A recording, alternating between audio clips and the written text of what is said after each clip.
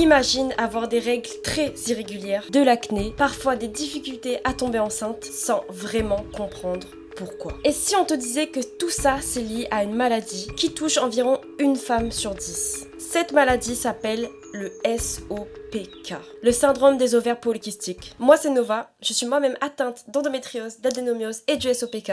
Je me suis formée dans la naturopathie pour aider des femmes qui comme moi ont souffert pendant longtemps en errance médicale sans vraiment d'aide. Et dans cette vidéo je vais t'expliquer ce qu'est le SOPK, les symptômes et les solutions qui existent aujourd'hui.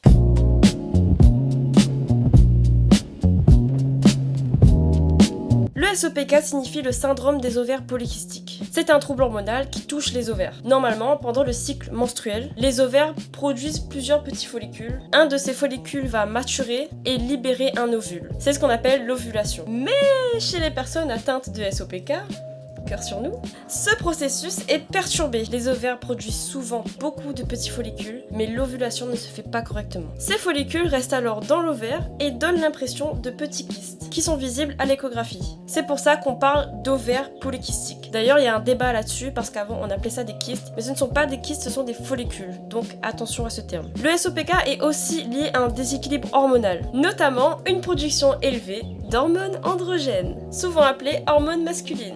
Non, c'est faux, c'est nul le SOPK, vas-y. Parce que ce déséquilibre peut provoquer plusieurs symptômes qu'on aime.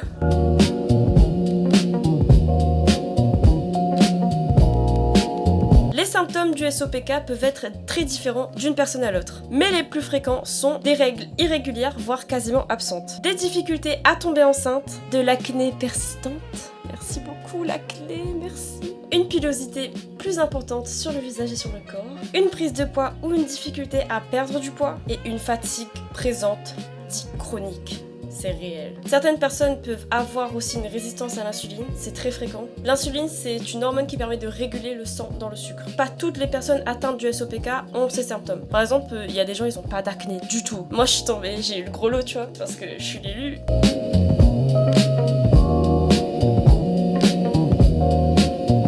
Comme pour beaucoup de troubles hormonaux, il n'existe pas de traitement qui guérit complètement le SOPK. Mais il existe des solutions pour gérer les symptômes et améliorer la qualité de vie. Par exemple, les traitements hormonaux, comme la pilule contraceptive, mon amie la pilule, qui peut aider à réguler les cycles et réduire certains symptômes comme l'acné. Oui, ça se voit, ça a très bien marché sur moi, de ouf. Des traitements comme la résistance à l'insuline.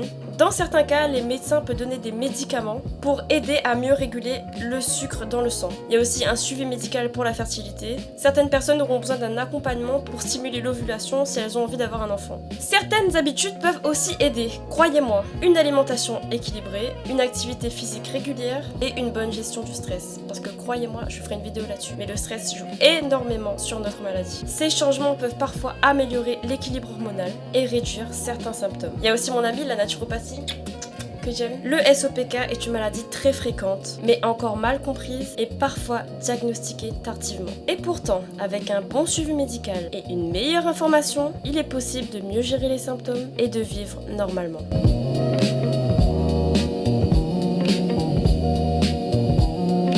Parler du SOPK, c'est important pour moi, pour sensibiliser, informer, aider les personnes qui en souffrent. Et surtout, moi je vous dis, personnellement, j'ai été diagnostiquée, mais j'ai été lâchée dans le vide comme ça. On m'a dit, ouais, tu as le SOPK. Et alors? Et du coup, rien. Au début, ça allait, j'avais pas de symptômes. Mais vous voyez, quand les symptômes ont commencé à apparaître et tout, là, j'étais obligée de me débrouiller moi-même. Et la naturopathie m'a énormément aidée, je remercie. Donc maintenant, c'est à mon tour, les femmes qui sont dans le même cas que moi, c'est à mon tour de les aider, c'est normal pour moi, quand même. Donc c'est important et c'est surtout important d'obtenir un diagnostic rapide aussi. Donc voilà, si cette vidéo t'a appris quelque chose, n'hésite pas à partager, n'hésite pas à t'abonner, n'hésite pas à la partager autour de toi. Peut-être que ça peut aider quelqu'un qui était dans le même cas que moi, qui savait pas ce qu'elle avait, etc. et qui savait pas quoi faire surtout. Donc j'ai un petit compte Insta qui s'appelle Endovlog, n'hésite pas à aller dessus aussi, je donne plein de petits conseils anti-inflammatoires, etc. Ciao!